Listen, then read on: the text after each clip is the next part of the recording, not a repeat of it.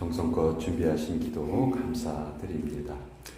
자, 오늘 하나님께서 주시는 말씀은 레위기 11장 45절 한 절의 말씀입니다. 레위기 전체의 핵심과도 같은 말씀인데요. 우리 레위기 11장 45절 말씀 우리 같이 받들어 읽도록 하겠습니다. 시작. 나는 너희의 하나님이 되려고 너희를 애굽 땅에서 인도하여 낸 여호와라. 내가 거룩하니 너희도 거룩할지어다. 하나님의 말씀입니다. 아멘. 잠깐 기도하겠습니다. 아버지, 생명의 말씀, 하나님의 입에서 나오시는 그 귀한 말씀을 우리가 받지 못하면 우리 모두는 영적으로 죽을 수밖에 없습니다. 이 시간 진지한 마음으로 주님의 말씀을 바로 나에게 주시고자 하는 그 말씀으로 받습니다. 아버지요, 부족한 자가 말씀을 증거할 때 주님이 원하시는 말씀만 대응케 하여 주시고 우리 모두에게 열린 마음과 듣는 귀를 허락하여 주시옵소서. 예수님의 이름으로 기도합니다. 아멘. 우리 9월달서부터는 성경의 책을 한 주에 한 권씩 이렇게 좀 살펴보고 있습니다. 성경이 전부 66권으로 되어 있는데 그 성경 66권을 숲속에 있는 나무라고 비유할 때 우리 나무 한 그루 한 그루보다는 숲 전체의 모양을 먼저 봤으면 좋겠다, 그렇게 생각을 하고 또 이렇게 진행을 하겠습니다. 그래서 앞으로도 특별한 절기를 제외하고는 이렇게 매주 성경책을 한 권씩 좀 살펴보려고 합니다. 자, 우리 먼저 두 권의 책을 살펴봤습니다. 창세기와 출애굽기를 살펴봤는데, 창세기는 한마디로 모든 것의 시작을 우리에게 알려주신 책이다. 그리고 출애굽기는 해방의 책이다. 근데 그 해방이 하나님께 예배를 드리게 하기 위한 해방이었다. 그것을 우리가 살펴보았죠. 자, 오늘은 구약의 세 번째 책 레위기를 살펴봅니다. 레위기는 한마디로 얘기하면 거룩의 책이다, 그렇게 말할 수 있어요. 그래서 오늘 우리가 읽은 이 레위기서 11장 45절 말씀이 레위기의 핵심과 같은 그런 말씀입니다. 내가 거룩하니 너희도 거룩하라. 하나님이 이 명령을 주셨어요. 자, 근데 성경이 말하는 거룩은 우리가 일반적으로 사용하는 거룩이란 말과는 많이 다릅니다. 세상 사람들은 거룩이란 말을 생각하면 일단은 외적인 모습을 먼저 생각을 해요. 모습이 좀 신비하게 생겼다든지, 목소리라든지 행동이 좀 다른 사람과 다르다든지, 그럴 때 저 사람은 좀 거룩한 사람인 것 같아, 이렇게 우리가 말을 하죠. 그러나 성경은 절대로 거룩을 외적인 모습에서 찾지 않습니다. 왜냐하면 하나님께서는 늘 겉모양보다는 뭘 더 중요하게 생각하시죠?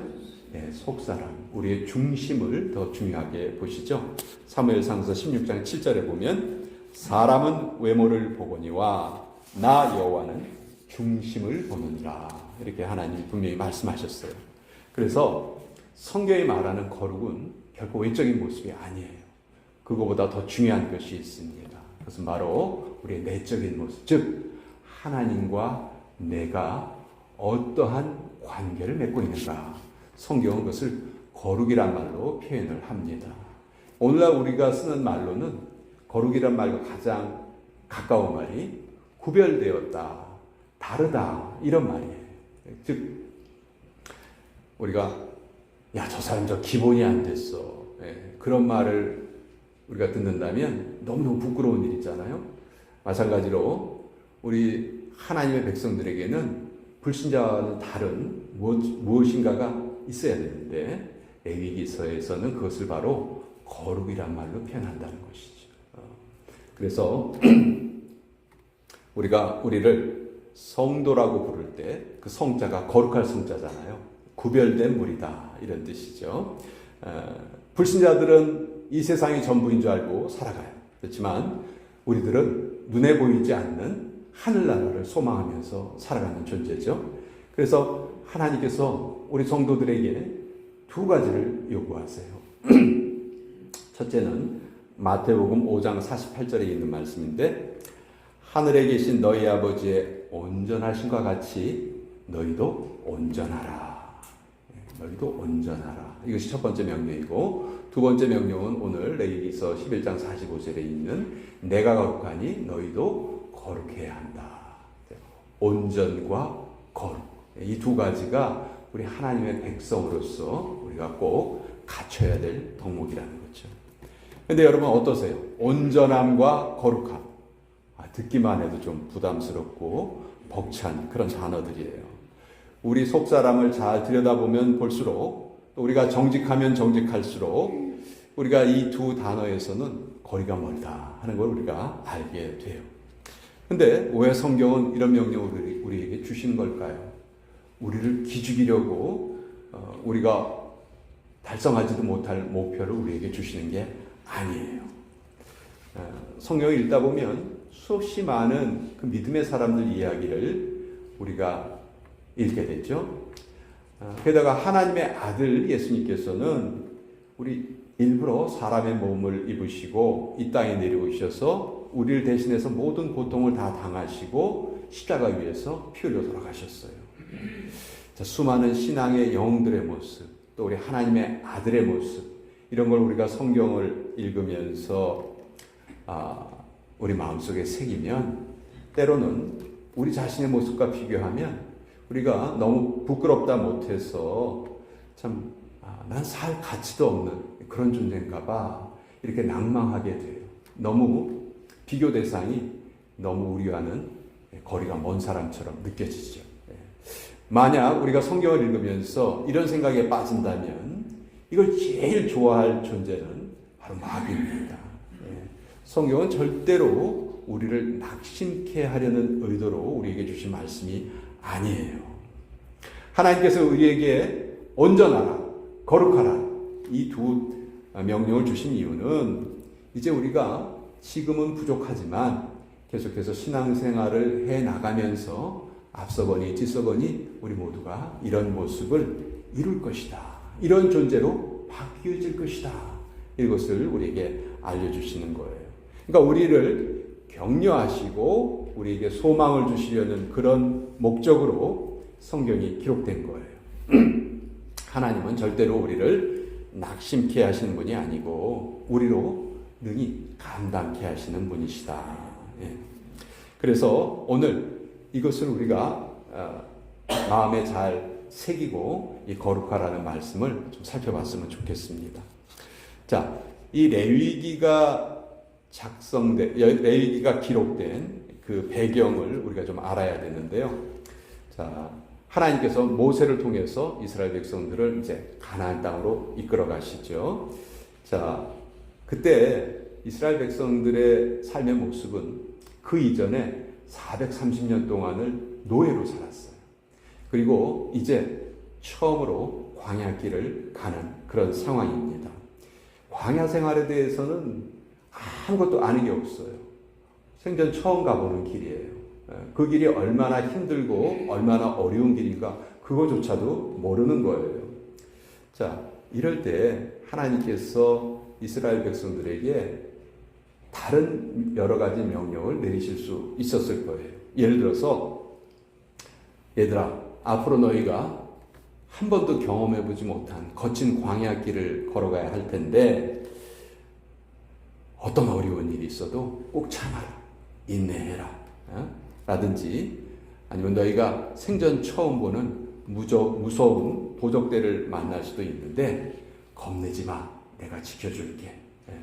또 너희들이 이래야 될지 저래야 될지 전혀 모르는 상황을 만날 텐데 걱정하지 말아라, 지혜로워라, 내가 너희를 도와주겠다. 뭐 얼마든지 이런 명령을 내리실 수 있었을 거예요.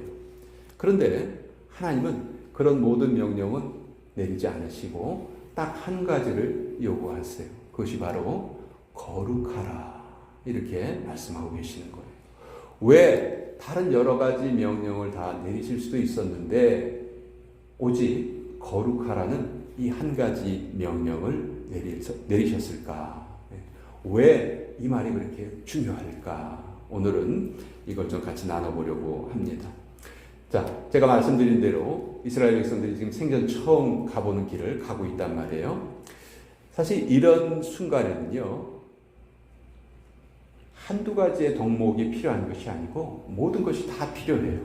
용기도 있어야 되고요, 지혜도 있어야 되고요, 서로 협력도 해야 되고요, 또 어려운 일이 있으면 인내도 해야 되고요, 이런 것들이 다 갖춰져 있어야 돼요. 즉, 이 모든 것을 다 가지고 계신 분이 이스라엘 백성들과 함께 해야죠. 근데 이 모든 것을 다 가지고 계신 분이 누구냐 하면 하나님이시란 말이에요. 그러니까 하나님이 이 순간 이들과 동행해 주시기만 하시면 어떤 일을 겪더라도 걱정할 일이 하나도 없는 것이죠. 그래서 하나님은 단 명령을 주지 않으시고 거룩하라 이 명령을 주셨어요. 왜냐하면 거룩함을 지킬 수 있어야만 하나님이 그들과 동행하실 수 있기 때문에 그런 것이죠. 하나님이 그들과 동행하실 수만 있다면 사실 아무것도 걱정할 일이 없었거든요. 그러니까 이 거룩이라는 것이 그래서 그렇게 중요한 것이고, 한마디로 거룩이라는 것은 우리의 삶에 하나님께서 출입하실 수 있는 문과 같은 것이다. 그것이 바로 거룩이라는 겁니다. 근데 여러분, 집에 귀중한 손님이 찾아오신다고 하면 여러분 제일 먼저 뭐 하세요? 청소부터 해요. 청소부터. 다 청소부터 해요. 그래야 찾아오신 손님이 그 깨끗한 환경에서 아주 기분이 좋으실 거잖아요. 마찬가지로 하나님께서 우리의 삶에 간섭하시고 우리의 삶에 찾아오시고 동행하시기 위해서는 하나님이 우리 안에 거하실 그런 준비가 되어 있어야 되는데 우리가 청소를 해야 된다는 것이죠. 그러니까 그것이 바로 거룩이라는 표현이에요. 하나님은 지극히 거룩하신 분이시기 때문에 거룩하지 않은 곳에는 하나님이 찾아오실 수가 없어요. 머무르실 수가 없어요. 그래서 우리는 하나님을 맞아들일 준비를 해야 한다. 우리를 안팎으로 우리가 깨끗하게 정결하게 우리 자신을 지켜야 한다. 그것이 바로 거룩이라는 표현이다. 제가 이렇게 말씀드리면 이 말씀 때문에 또 낙심하는 분들이 계실 수가 있어요. 아니, 우리가 아무리 깨끗하게 한다고 한들 그 하나님 보시기에 깨끗하겠습니까? 그 우리가 이룰 수 없는 수준 아니에요? 맞아요. 우리가 아무리 깨끗하게 애를 쓴다 해도 온전해지지 못하겠지요. 아무리 애를 써도 부족할 겁니다. 그러나 하나님이 우리에게 기대하시는 것은 온전한 상태라기보다는 그렇게 온전케 되기 위해서 우리가 애를 쓰는 모습. 바로 그것을 하나님께서 찾고 계신다는 거죠. 예를 들어서 이런 거예요. 엄마가 보니까 아이의 방이 너무 지저분해. 막 장난감도 막 여기저기 흩어져 있고 너무 지저분해. 그래서 아이에게 엄마가 말합니다. 얘야, 네 방 좀 청소해라. 그러니까 이 아이가 어머니의 말씀을 듣고 이제 청소를 합니다. 근데 자기 나름대로 아이가 청소도 해요. 또 청소기도 막 돌리려고 해요. 조그만 손에 걸레를 들고 막 먼지도 털어내려고 합니다. 자, 이 아이가 아무리 애를 써서 청소를 한다고 해도 어머니가 청소하는 것과 비교하면 그렇게 깨끗하다고 할 수는 없을 거예요. 그렇지만 어머니의 모습, 어머니는 무엇을 기뻐하시는 걸까요? 그 아이가 그래도 애를 쓰면서 자기 방을 치우려고 애를 쓰는 모습을 보면 그 모습 때문에 어머니가 기쁜 거잖아요. 마찬가지예요. 하나님께서도 우리가 온전한 거룩의 상태에 이르지 못한다 할지라도 그것을 이루기 위해서 애를 써가는 모습, 날마다 주님과 동행하려고 애쓰는 그 모습을 하나님께서는 더 기쁘게 보신다는 것이죠. 자, 하나님께서 출애굽한 이스라엘 백성들을 시내산으로 이끌고 가세요. 시내산에 가는데 정확하게 60일이 걸렸어요. 3달째 되는 날에 시내산에 도착을 했습니다. 그리고 이제 그 시내산 꼭대기로 모세를 부르세요. 모세를 부르셔서 모세에게 이제 율법을 들려주시는 거예요. 그 율법이 이제 레위기서에 다 기록되어 있죠. 그런데 그 전에 모세를 통해서 이스라엘 백성들에게 한 가지 하나님께서 명령을 내리세요. 그게 뭐냐면 출애굽기 19장 10절에서 11절인데 여호와께서 모세에게 이르시되 너는 백성에게로 가서 오늘과 내일 그들을 성결하게 하며 그들에게 옷을 빨게 하고 준비하게 하여 셋째 날을 기다리게 하라. 이는 셋째 날에 나 여호와가 온 백성의 목전에서 시내산에 강림할 것이다. 내가 세 번째 날에 너희 백성들을 찾아갈 테니까 그 전에 너희는 옷을 빨아라. 하나님 만날 준비를 시키신 거예요. 근데 여러분 생각해 보세요. 이 백성들이 옷을 빤다고 해도 그 빨래한 옷이 처음에 샀던 새 옷처럼 깨끗하진 않겠죠. 그렇죠? 그리고 광야는 물이 풍성한 곳이 아니에요. 그렇죠? 물도 참 부족한 곳이에요. 거기서 빨래를 해봤자 얼마나 그 옷이 깨끗해지겠어요. 그러나 적어도 그런 애를 써라. 그래야 내가 너희를 만나주겠다. 즉 하나님 우리에게 원하시는 것은 우리가 할 수 있는 한 최대한 애쓰는 거예요. 그 후에 하나님이 우리에게 임하시겠다 하시는 거죠. 아까 말씀드린 것처럼 거룩이라는 것은 그래서 하나님을 우리의 삶에 모셔드리는 초청장과 같다. 하나님 우리에게 임하여 주시옵소서. 자, 우리가 하나님의 임재를 간구합니다. 근데 여기서 중요한 것은 그냥 하나님이 아니고 나의 하나님을 내가 모셔드리는 거예요. 그냥 하나님과 나의 하나님은 하늘과 땅 차이예요. 하나님께서 찾아오신다고 해서 무조건 나의 하나님으로 찾아오시는 것이 아니라는 거죠. 우리 마태복음 25장에 보면 유명한 비유가 나와요. 거기 보면 신랑을 맞이하는 10처녀의 비유가 나옵니다. 그렇죠? 근데 신랑이 찾아왔을 때 그 10명의 처녀 중에서 5명은 신랑을 맞이할 준비를 하고 기다리고 있었고 또 5명은 그러지 못했죠. 그러니까 이걸 보면 누군가에게는 그 신랑이 나의 신랑이에요. 근데 다른 사람에게는 나의 신랑이 아니에요. 그냥 신랑이에요. 그냥 신랑. 그렇죠? 나의 신랑과 그냥 신랑은 너무 다르죠. 혼인잔치가 시작되어도 그 혼인잔치가 나의 혼인잔치가 될지 다른 사람의 혼인잔치가 될지 그건 엄청난 차이죠. 그러니까 하나님께서 우리에게 찾아오실 때도 누군가는 그냥 남의 하나님으로 찾아오시는 거예요. 그러나 정말 우리가 맞아들여야 될 하나님은 어떤 하나님이세요? 나의 하나님을 맞아들여야 돼요. 그래서 오늘 본문에 이렇게 되어 있죠. 나는 너희의 하나님이 되려고 너희를 애굽 땅에서 인도하여낸 여호와라. 내가 거룩하니 너희도 거룩할지어다. 이렇게 말씀하시죠. 여기에 보면 하나님이 자신을 부르실 때 그냥 하나님이라고 말씀하지 않으셨어요. 너의 하나님이 되려고 이렇게 말씀하셨죠. 나는 너의 하나님이 되고 싶다. 너와 아무 관계없는 그런 하나님이 아니고 바로 너의 하나님이 되고 싶다. 그러니 어찌하여라? 거룩하여라. 너 자신을 구별하여라. 남의 신랑이 나에게 아무 의미가 없듯이 하나님도 남의 하나님에게는 우리에게는 전혀 의미가 없는 것이죠. 자, 거룩은 두 가지 의미가 있는데 첫째는 하나님을 우리의 삶에 모셔드리는 초청장과 같다. 두 번째, 거룩은 우리에게 유익을 주는데 어떤 유익을 주시냐면요. 하나님이 이렇게 말씀하시거든요. 나는 너희의 하나님이 되려고 너희를 애굽 땅에서 인도하여 낸 여호와라. 이렇게 말씀하세요.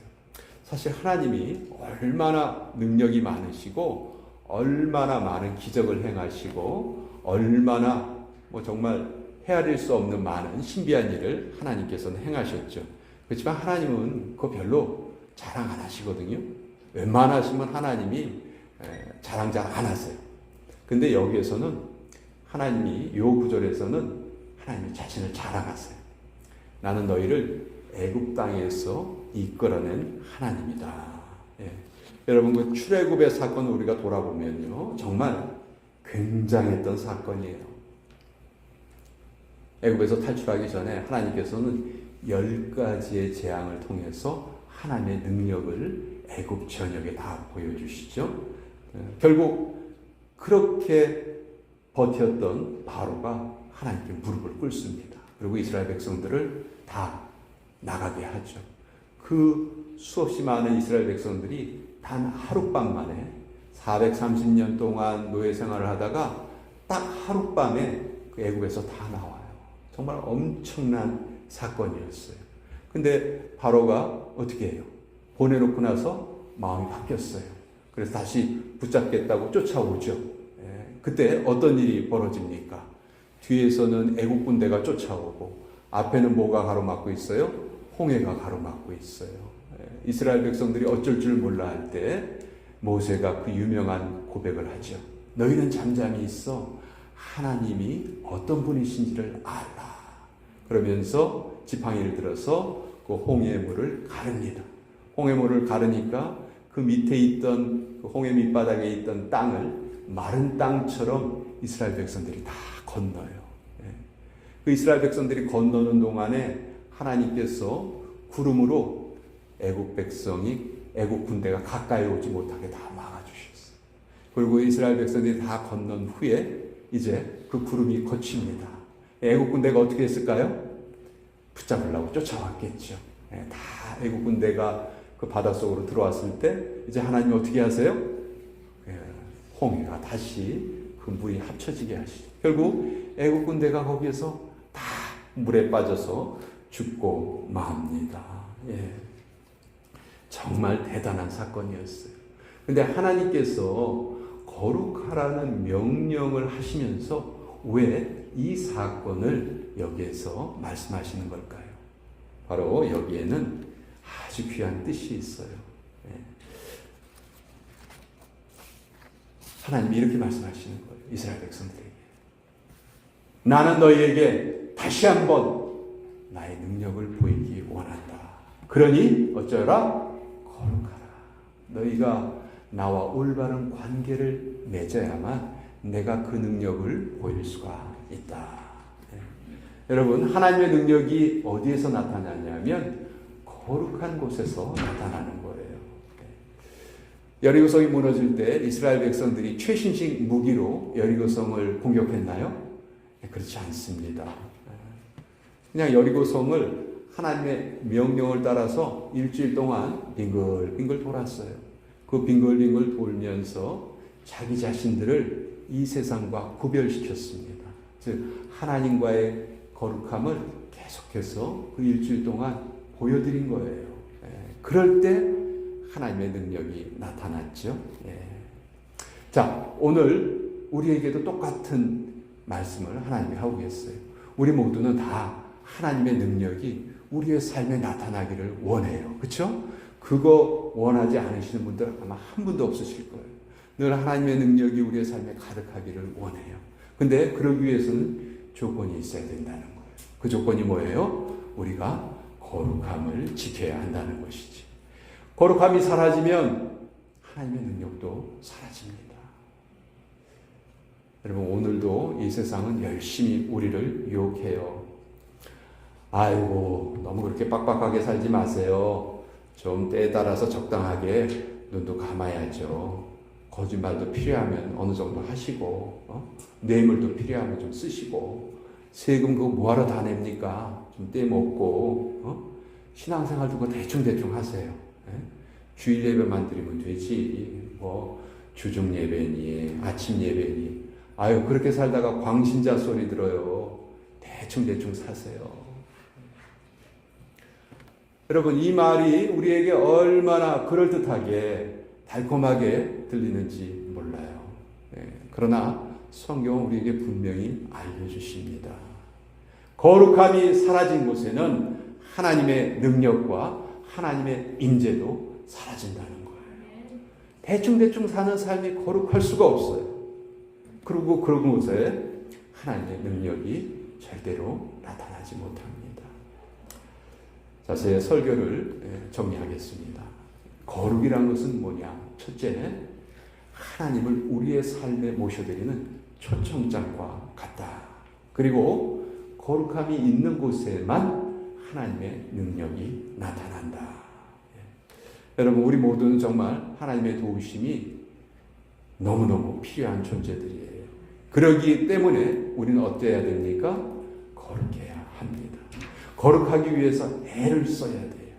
그렇게 힘쓰고 애쓰고 기도하고 간구하는 모습을 하나님께서는 기뻐 받으시고 또 우리를 거룩한 백성으로 인정을 해 주시는 거예요. 우리 이 말씀을 기억하면서 다시 또 기도로 나아가겠습니다. 거룩하신 아버지 하나님, 우리에게 거룩하라는 명령을 주셨습니다. 이 세상에서 구별된 존재로 그 거룩함을 유지할 때 하나님께서 나에게 나의 하나님으로 찾아오십니다. 그리고 우리에게 하나님의 능력을 보여주십니다. 오늘 레위기를 통해서 이 귀한 말씀을 듣게 하여 주심을 감사합니다. 이 명령을 힘껏 따르면서 거룩함의 유익이 우리 모두의 삶에 충만으로 임하게 하여 주시옵소서. 예수님의 이름으로 기도합니다. 아멘.